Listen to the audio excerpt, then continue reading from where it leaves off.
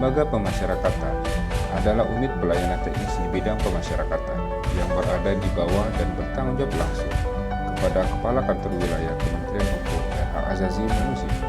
Lapas Narkotika Kelas 2A Pangkal Pinang domisili di Jalan Pengayoman, Lintas Timur 2, Selindung, Pangkal Pinang.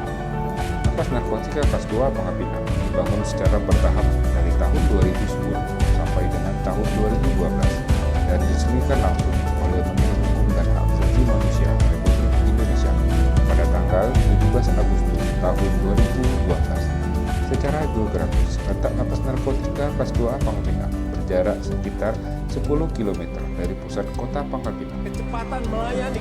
Pada jalan Lintas Timur 2 Selindung, Pangkal Pinang. Selain Lapas Narkotika Kelas 2A Pangkal Pinang, terdapat juga instansi pemerintah lain, yaitu RSUP Bung Karno dan PLTU Air Anjir serta beberapa perusahaan swasta yang bergerak di berbagai tugas dan fungsi Lapas Narkotika Kelas 2A Pangkal Pinang sebagai perpanjangan tangan dari Menteri Hukum dan Hak Asasi Manusia Republik Indonesia di daerah dalam melaksanakan tugas di bidang pemasyarakatan.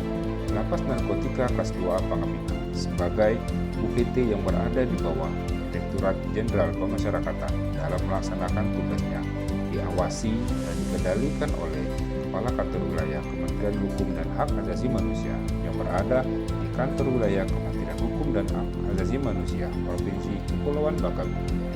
Lembaga pemasyarakatan mempunyai fungsi: 1. Melakukan pembinaan narapidana atau anak didik. 2. Memberikan bimbingan dan mempersiapkan sarana dan mengelola hasil kerja. 3. Melakukan bimbingan sosial dan kerohanian narapidana atau anak didik. 4. Melakukan pemeliharaan keamanan dan tata tertib di lembaga pemasyarakatan. 5. Melakukan urusan tata usaha dan rumah tangga.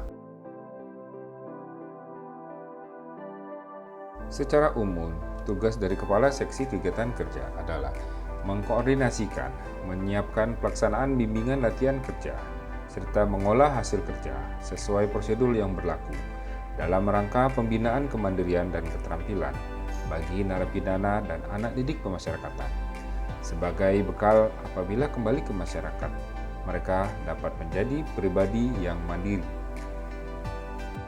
Seksi Kegiatan Kerja memberikan bimbingan dan pelatihan pembinaan kemandirian bagi warga binaan pemasyarakatan dengan memperhatikan bakat dan minat masing-masing dari warga binaan pemasyarakatan tersebut. Sarana dan prasarana bengkel kerja yang ada di Lapas Narkotika Kelas 2A Pangkal Pinang dimanfaatkan secara optimal untuk kegiatan pembinaan keterampilan bagi warga binaan pemasyarakatan. Pemilihan masalah. 1. Rendahnya petugas terampil dalam bidang kegiatan kerja. Petugas pemasyarakatan yang bertugas di seksi kegiatan kerja hanya 4 orang, 2 orang sebagai kepala subseksi dan 2 orang sebagai staf.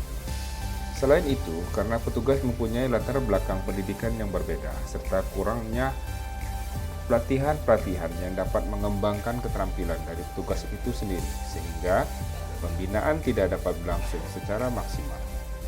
Seharusnya, petugas menguasai beberapa keterampilan yang dapat dimanfaatkan untuk melatih warga binaan pemasyarakatan agar menjadi terampil. Namun, karena tidak adanya pelatihan khusus keterampilan untuk petugas, sehingga petugas hanya bisa mengawasi dan mengarahkan narapidana dalam melaksanakan kegiatan pembinaan kemandirian. 2. Kurangnya sarana dan prasarana pendukung pada kegiatan pembinaan kemandirian bagi warga binaan pemasyarakatan. Dalam melakukan pembinaan, faktor sarana dan prasarana sangat berpengaruh pada pembinaan keterampilan yang ada. Keberhasilan pembinaan kemandirian bagi narapidana tidak terlepas dari dukungan sarana dan prasarana yang tersedia. Rendahnya kualitas narapidana yang terampil dalam bidang kegiatan kerja, keterbatasan waktu pelatihan yang mengakibatkan kurangnya penyerapan materi maupun praktek. Selain itu, kurangnya minat narapidana untuk melaksanakan kegiatan pelatihan karena tidak sesuai dengan bakat dan minat narapidana menjadi faktor rendahnya kualitas narapidana yang terampil. Berdasarkan hasil analisa USG, maka dapat ditetapkan prioritas permasalahan utama yaitu rendahnya kualitas narapidana yang terampil dalam bidang kegiatan kerja. Hal ini ditunjukkan dengan nilai paling tinggi di antara masalah yang lainnya.